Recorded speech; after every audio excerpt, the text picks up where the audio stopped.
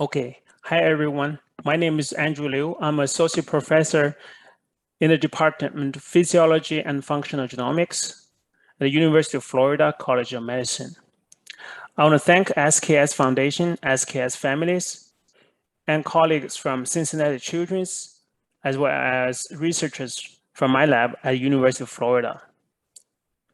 Today, I would provide a brief update on our SKS research. Now, our featured molecule is mTOR. Mutations within mTOR cause the Smith-Kingsmore Syndrome. Now, mTOR senses nutrients and growth signals to tell the cells to synthesize biomolecules such as proteins, nucleotides, and lipids to grow. A wrong mTOR would send a wrong message, resulting in misregulation of cell growth. The mTOR activity can be modulated by dietary regimens as well as drugs such as rapamycin. Now, given its fundamentally important role in regulating cell growth, it is not surprising that mTOR activity must be within a normal range to maintain normal cell health, growth, and overall health. mTOR activity actually goes up and down throughout the day and night, but within a normal and a healthy range. Too low is not good, and the mTOR can be maintained within the healthy range through dietary regimens, and too high is not good, as in the case of SKS.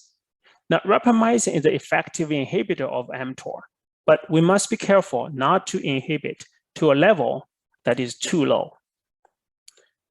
All of this require a basic understanding of these mutations. So far, there are 37 reported SKS patients, which constitute 16 unique mutations or alleles. Our research team has identified more than 20 new SKS patients, representing 6 new unique mutations. Although presumed to be gain of function, we actually do not know exactly how active they are relative to the wild-type mTOR and how different they are in responding to nutrients and rapamycin. And we cannot be content with this blanket and general description of the nature of these mutations. In fact, we fortunately have the technologies and tools to find that out, which is what we set up to do. Now, it's important to keep in mind that there are 2 copies of each gene in our genome. In the case of SKS, most of the SKS cases, 1 copy is wild type normal, the other one is mutated. So the gene dosage, in other words, the copy number of the gene and the protein expression levels are important for function. So with this in mind, we developed more proper cell lines to more properly model SKS alleles. Now here's an example.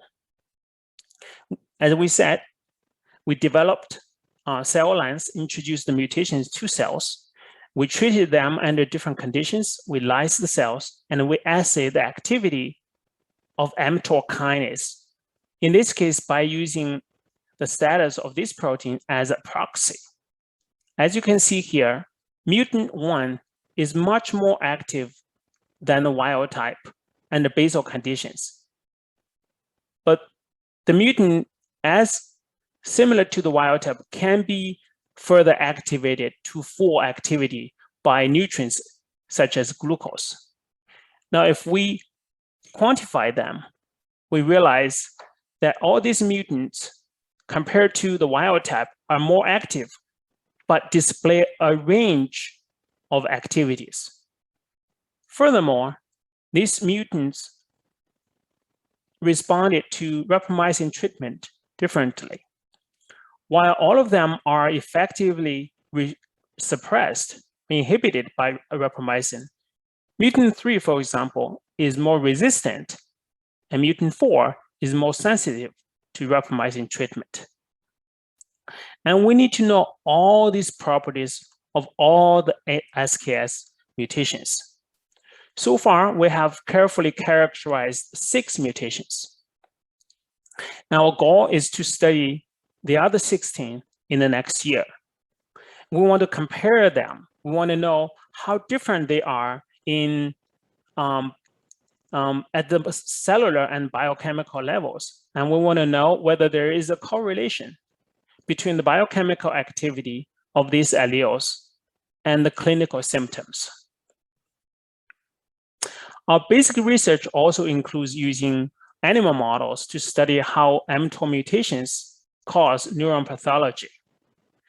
Now, we have a long way to go, but we hope that knowledge obtained from basic research can guide treatment options to achieve the homeostasis of mTOR, thereby improving, it's important here, both cognitive and homeostatic functions, including sleep and feeding behavior. That's it for this update. Thanks for watching.